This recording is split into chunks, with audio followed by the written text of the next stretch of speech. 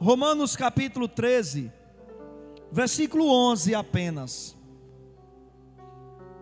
E fazei isto, conhecendo o tempo, já é hora de despertarmos do sono, porque a nossa salvação está agora mais perto de nós do que quando aceitamos a fé. Vamos ler todos juntos? E fazei isto, conhecendo o tempo, já é hora de despertarmos do sono, porque a nossa salvação está agora mais perto de nós do que quando aceitamos a fé. Falar sobre o sono é falar sobre algo bom, em determinado aspecto. Daqui a pouco terminará o culto, alguns sairão para lanchar, para jantar, para comer, porque crente gosta de comer, a verdade é essa. Então vocês vão sair daqui, daqui a pouco, quem for para algum lugar, dar um passeio com a família, volta para casa, e chega a hora de dormir. E dormir é algo de Deus. Não é à toa que Deus criou em nós uma glândula para quando começa a anoitecer, a penumbra e a escuridão vem, essa glândula libera o hormônio e nós começamos a relaxar o nosso físico. Para quê? Para que todos nós possamos dormir. Então dormir é de Deus, dormir é bom. É claro que o homem não vai dar a sua vida entregue ao sono, porque a Bíblia diz que assim, como é que ele vai poder comer, se ele for entregue ao sono? Mas dormir é bom. Mas esse despertar que a Bíblia está falando aqui, não tem nada a ver com o sono físico. O problema é quando nós começamos a entrar em um estágio de sonolência espiritual, sonolência em relação às coisas de Deus, sonolência em relação à nossa comunhão com o Pai. Então isso começa a prejudicar a nossa vida espiritual.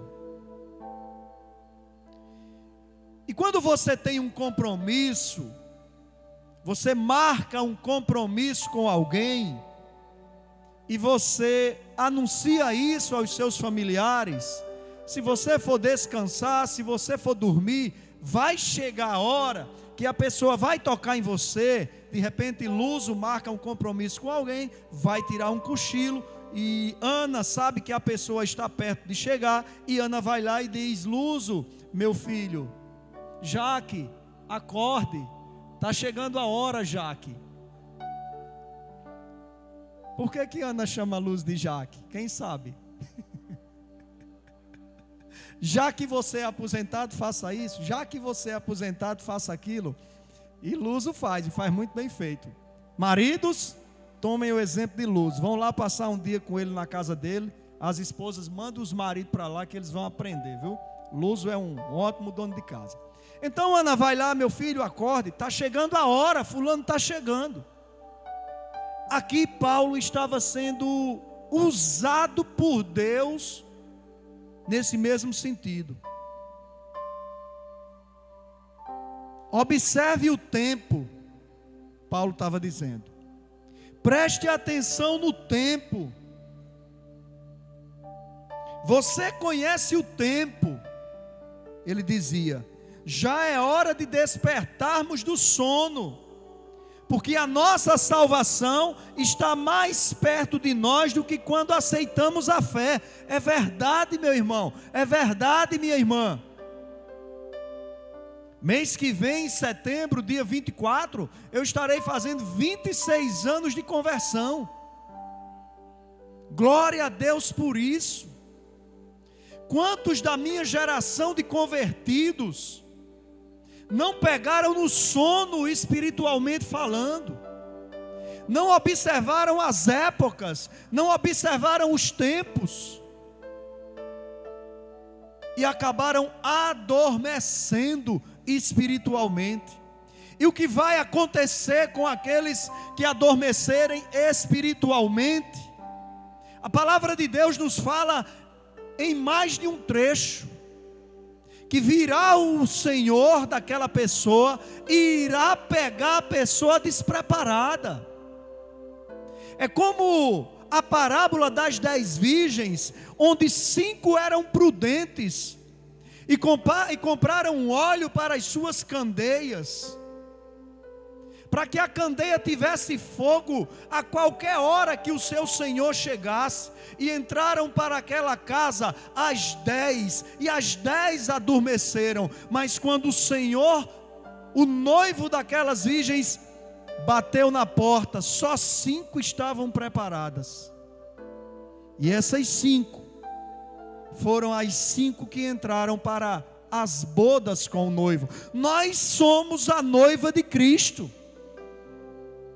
Nós estamos esperando o nosso noivo voltar, porque ele já esteve aqui. Foi ultrajado, perseguido, humilhado, espancado, mataram o nosso noivo. Ele foi sepultado, mas ao terceiro dia ressuscitou. E no tempo próprio subiu aos céus. Mas ali, junto aos seus discípulos, disse: eu estou indo de volta para o Pai, mas quando eu for, eu vou preparar-vos lugar, e depois eu volto para buscar vocês. E o nosso noivo está por vir. Os tempos estão mostrando, igreja do Senhor. Está tudo diferente, está tudo muito louco. A promiscuidade andando a passos largos, a humanidade querendo cada dia mais distanciamento de Deus e das suas regras, da sua palavra. E para trazerem um alívio, um alento ao buraco que tem dentro de seus corações, ficam buscando outras formas de se encontrar com Deus, porque sabem que para se encontrar com Deus, só pegando o único caminho, o próprio Jesus que declarou: eu sou o caminho, a verdade e a vida, ninguém vai ao Pai senão por mim. Então buscam escape, buscam outros caminhos, mas só existe um caminho, e o caminho é através do noivo que está vindo buscar a noiva, que somos eu e você.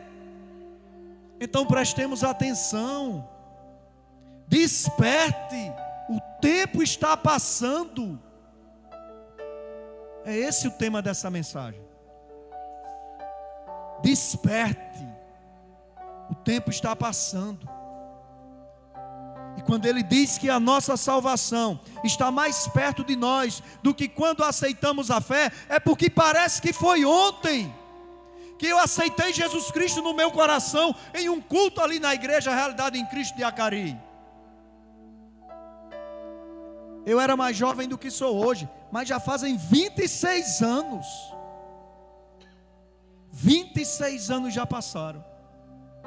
Então quer dizer que são menos 26 anos para o Senhor Jesus Cristo voltar e eu me encontrar com Ele. Se isso acontecesse no tempo chamado agora, porque nem o Senhor Jesus Cristo sabe o dia da sua segunda volta. Por isso nós temos que ficar atentos. Não obstante, a Bíblia nos diz que ele virá como um ladrão. Qual o ladrão que manda aviso? Qual a família que se prepara para a chegada de um ladrão? Isso quer dizer, ele virá de surpresa, num piscar de olhar, como canta esse louvor. Quem estiver pronto, com ele irá, junto com os anjos, louvar o Senhor eternamente. Então desperte, irmão. O tempo está passando. Rejeitemos as obras das trevas. Desperte para isso. Leia a palavra de Deus. Não é proibido ler a palavra de Deus. Nós somos um povo, uma nação abençoada, que temos liberdade, não apenas de ir e vir, mas de buscar o conhecimento que quisermos, inclusive bíblico. Leia a Bíblia, para que você descubra quais são as obras das trevas e quais são as obras da luz. E esse despertar, esse abandonar dessa sonolência espiritual, que acha que tudo está bem, que tudo está correto, que tudo está perfeito, esse despertar, fazer você entender o que são obras das trevas, e você abandonar de uma vez por todas as obras das trevas, e ensinar aqueles que andam nessas mesmas obras a abandonarem também, para que eles também tenham a oportunidade de se encontrar com o nosso noivo, para que eles também passem por um despertamento espiritual. Rejeitemos as obras das trevas. É o que nos pede, é o que nos ensina, nos instrui o versículo 12 desse mesmo capítulo 13 de Romanos. A noite é passada, o dia é chegado. Rejeitemos, pois, as obras das trevas e vistamo-nos das armas da luz.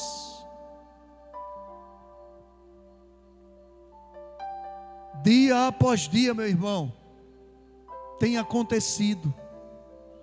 Dia após dia tem existido.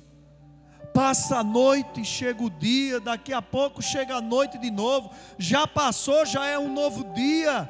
E nessa brincadeira, nesse contexto cronológico, nós estamos envelhecendo. O tempo está passando. Parece que foi ontem. Parece que foi ontem que apresentei Sofia ao Senhor. E no final do mês passado já tive a oportunidade e a honra de batizá-la. 12 anos se passaram. Parece que foi ontem que eu cheguei aqui com minha esposa para um culto de domingo. Trouxeram a pastora Giovana com 3 anos de idade e a bagagem. Esqueceram de mim lá. Maurício foi me buscar. Esqueceram não, brincadeira, é porque tinha uma parabólica do tamanho de uma parabólica daquelas mais antigas. E eu me lembro que eu vim na Fiorino de Maurício, eu e ele conversando em a parabólica na caçamba. Parece que foi ontem que eu cheguei, subi ali para a minha casa aqui, missionária, vizinho a Wilma. Tomei um banho, me sentei na mesa, orei ao Senhor sentado mesmo, pedi uma mensagem, preparei uma pregação e desci comendo bolacha, creme crack para a igreja. Parece que foi ontem. Naquele culto 2 pessoas aceitaram a Jesus. Parece que foi ontem, já vai fazer 17 anos. Temos que abandonar as obras das trevas. Temos que nos revestir das armas da luz. É interessante falar em obra e falar em arma, por quê? Só existe uma forma de você combater as trevas, é através das armas espirituais. Não tem como você combater carne com carne, você tem que combater carne com espírito. E as armas espirituais Deus nos dá. Deus nos dá a oportunidade de estarmos num ambiente como esse. Deus nos dá a oportunidade de lermos a nossa Bíblia em casa. Deus nos dá a oportunidade de, num momento de angústia, orar ao Senhor, louvar ao Senhor, nos fortalecendo o Senhor, dando glória a Deus. Armas espirituais, armas da luz, levantando o escudo da fé, calçando os pés na sandália da preparação do Evangelho da paz, colocando na cabeça o capacete da salvação, com o qual protegerá a nossa mente daquilo que não convém, colocando nos nossos lombos a couraça da justiça, rodeando-nos aqui na cintura, com o cinturão da verdade, empunhando a espada do Espírito, que é a palavra de Deus. Efésios capítulo 6 fala sobre a armadura de Deus. Deus já nos deu. E porque alguns ainda se encontram sonolentos, porque alguns ainda se encontram cochilando, arriscando-se ao Senhor voltar e pegá-los nessa condição. Desperta, meu irmão, desperta, minha irmã. Desperta, visitante, o tempo está passando. Rejeitemos as obras das trevas. Abra aí em Efésios capítulo 5.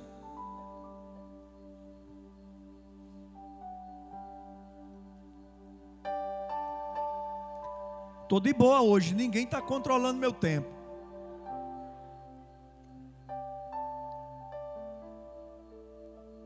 Versículo 6 de Efésios capítulo 5. Todos encontraram? Rejeite as obras das trevas, meu irmão.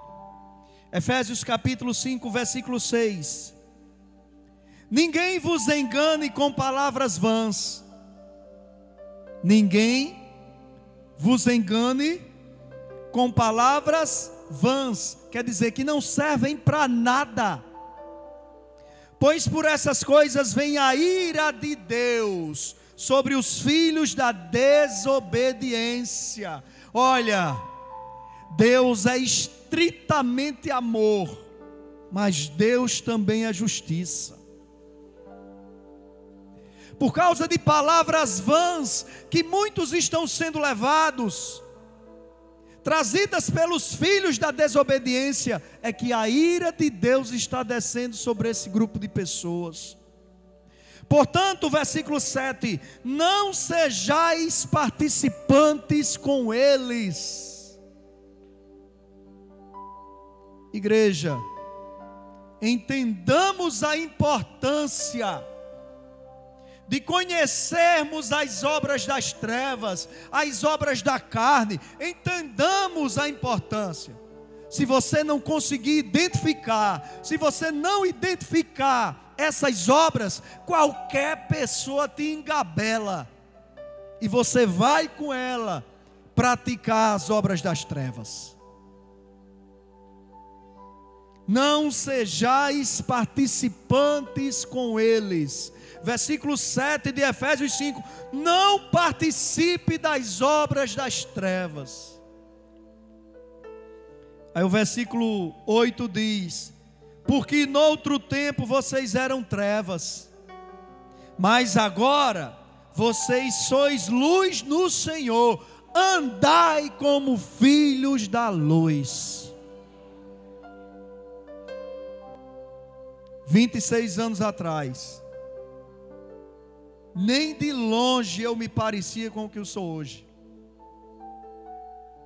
Estou envelhecendo, mas glória a Deus que a minha fé vem sendo renovada nesse tempo. Antes todos nós éramos trevas, filhos das trevas, mas agora não.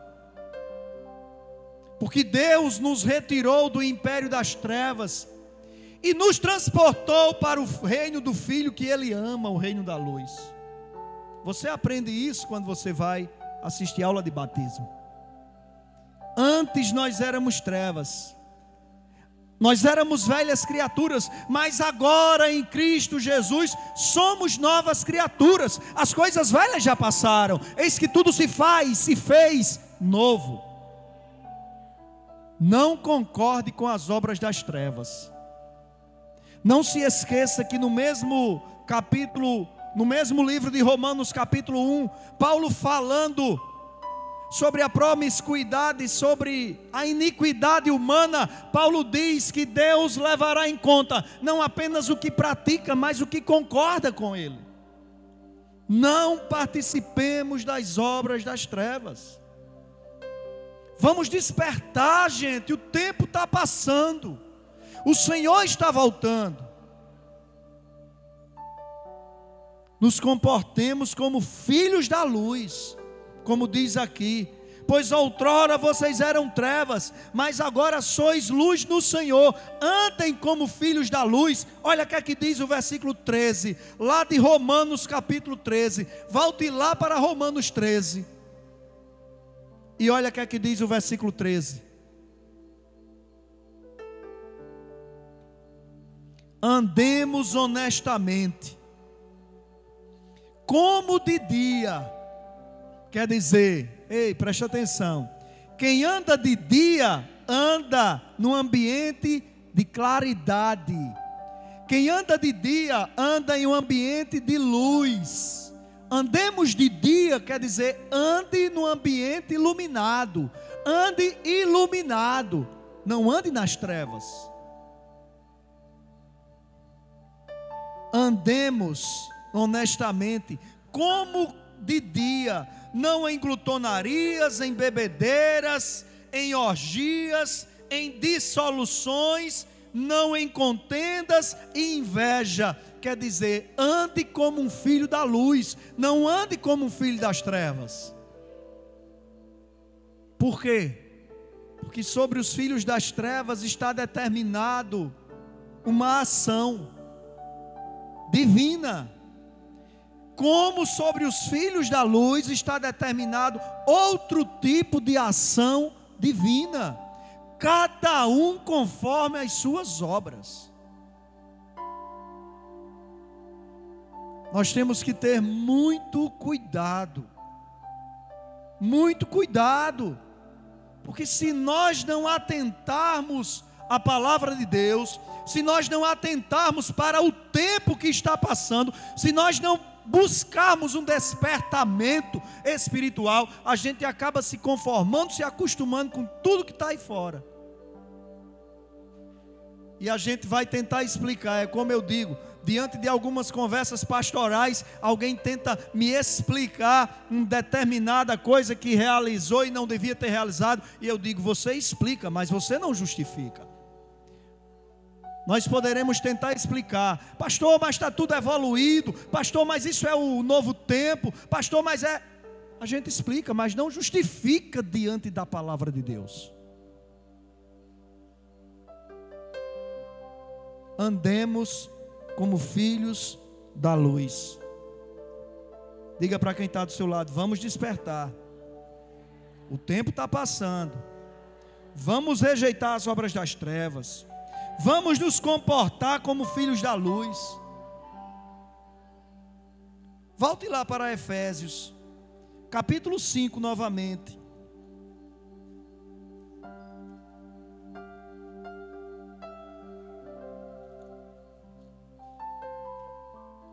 Nos comportemos como filhos da luz.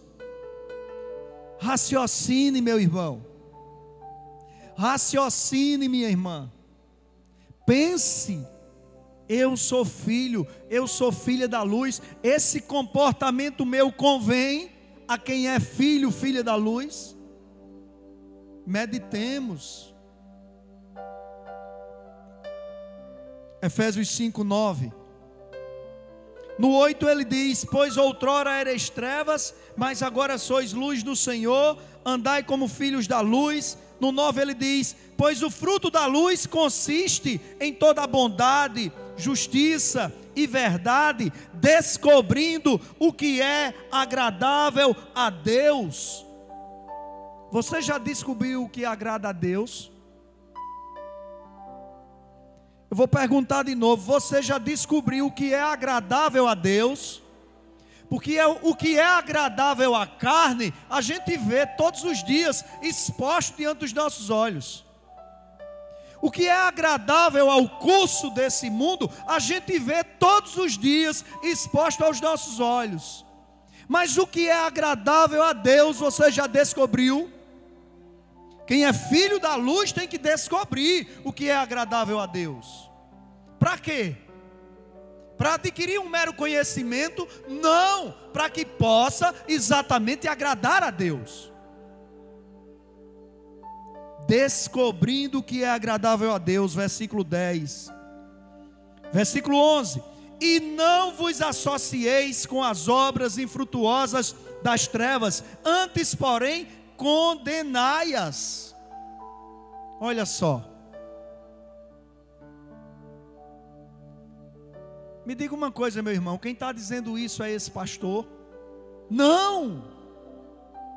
Quem está falando é Paulo, inspirado por Deus. Eu estou apenas transmitindo para vocês. Não vos associeis com as obras. E ele faz questão de dizer infrutuosas, quer dizer, não tem fruto nenhum para você, não tem fruto nenhum para a sua casa. Não vos associeis com as obras infrutuosas das trevas. Obras infrutuosas das trevas, de nós deve receber, sabe o que? Reprovação. Antes, porém, condenai-as. Antes, porém, em outras traduções, reprovai-as. Filho da luz não pode concordar com obra infrutuosa da treva. Quem concorda com obras infrutuosas das trevas são os filhos das trevas. E não para por aí, meu irmão. Pois o que eles fazem, versículo 12, em oculto, até dizê-lo é vergonhoso. Todas as coisas manifestas pela luz, porém, tornam-se visíveis, pois é a luz que a tudo manifesta. Pelo que diz: desperta, ó tu que dormes, levanta-te dentre os mortos e Cristo te iluminará.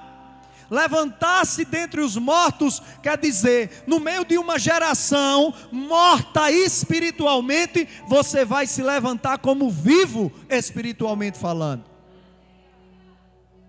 Lembra quando Jesus Cristo passa em determinado lugar e convida um jovem para segui-lo, e o jovem diz: Senhor, eu vou segui-lo, mas deixa primeiro eu enterrar o meu pai. Você lembra qual foi a resposta de Jesus? Deixe os mortos enterrar os mortos. Você já viu 4 defuntos carregando o caixão de outro defunto? Não. O que Jesus Cristo estava falando? Que as pessoas estavam mortas espiritualmente. Isso não mudou. Não mudou. Por que já estão mortas espiritualmente? Porque se continuarem andando como filhos das trevas, estão condenados à morte eterna, ou segunda morte, que é o inferno. Desperta, ó tu que dormes, levanta-te dentre os mortos e Cristo te iluminará. Quantas pessoas já morreram espiritualmente nessa pandemia? Quantas pessoas já morreram espiritualmente? Continue firme, meu irmão. Continue vivo. Se você passa por alguma situação de perigo, você com todas as forças vai lutar pela sua vida. Perigo físico. A igreja do Senhor Jesus Cristo tem passado situação de perigo espiritual, com tanta coisa querendo invadir a igreja. Fique firme, desperte, o tempo está passando. Volte lá para Romanos 13.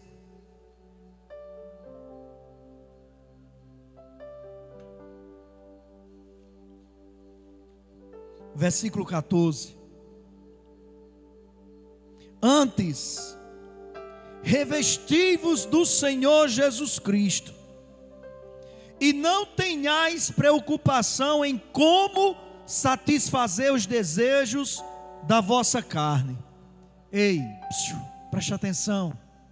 Jesus Cristo é a luz do mundo. Quem se reveste do Senhor Jesus, olha, revestir, reflete a glória do Senhor Jesus. É totalmente diferente de uma pessoa apagada, onde sobre ele tem trevas, escuridão. Quem se reveste do Senhor, reflete o Senhor, porque o Senhor é a luz do mundo. Por isso que nós também somos chamados luz do mundo, porque nós recebemos da sua luz para passar para outras pessoas. Preocupe-se em refletir o Evangelho, despreze, diga não aos desejos da sua carne. Se você tem que se preocupar com alguma coisa, é em refletir a glória do Senhor, revestir-se do Senhor, revestir-se da palavra, da conduta cristã, do caráter cristão, viver o estilo de vida do reino, e não o estilo de vida da terra, estilo de vida do reino. Por que você é desse jeito? Por que você só fala na palavra de Deus? Por que você... Porque eu tenho um estilo de vida. O meu estilo de vida é o estilo de vida do reino. É essa a resposta que eu e você devemos dar. Efésios capítulo 5. Volte lá para Efésios.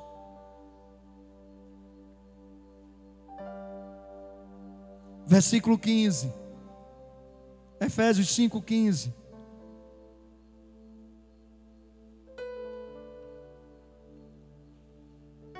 Portanto,